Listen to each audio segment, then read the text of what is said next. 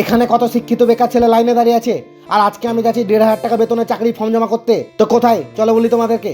রাধে রাধে বন্ধুরা, চলে এসেছি নতুন একটা ব্লগ ভিডিও নিয়ে। তো আমি বাইকের উপর ব্যাগ গুজে নিয়েছি, কারণ সব ডকুমেন্টস জেরক্স করতে হবে, তাই তো আমার সব ডকুমেন্টস রেডি হয়ে গেছে। এবার আমি চলে যাবো ডকুমেন্টস নিয়ে নিমতিত অফিস। আর এটা আমাদের নিমতিত অফিস। আর অফিসের ভিতরে ঢুকে দেখলাম আমি বিরাজ চাকরির ফর্ম রেডি করছে। তো বিরাজের ফর্মটা ফিল আপ হয়ে গেলে আমরা বেরিয়ে যাবো। তারপর আমি অফিসের বাইরে চলে এসে এদিকে বিরাজ বাইক ঘুরাচ্ছে।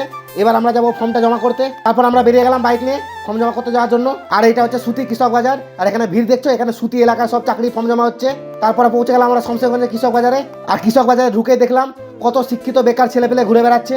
তারপর বাইকটা পার্ক করে দিয়ে আমরা রাস্তায় এসে দেখলাম চারিপাশে কত ভিড়, দেখো একবার তোমরা। আর এখানে দেখতে পাচ্ছ সব লোক চাকরি ফর্ম জমা করতে এসছে।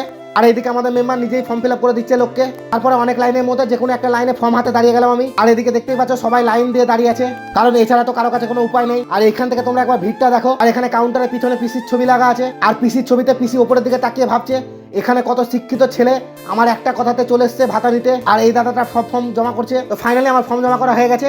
আর ফর্ম জমার ওখানে এখন এমএলএ চলে এসছে। আর এইদিকে বিরাট বাইকটা আনতে চলে গেল। তারপর আমি বাইকের উপর চেপে বসলাম। আর এখন চলে যাবো বাড়ি। তো ভিডিও ভালো লাগলে লাইক কমেন্ট শেয়ার করে দেবো। দেখা হবে অন্য একটা ব্লগে। টাটা।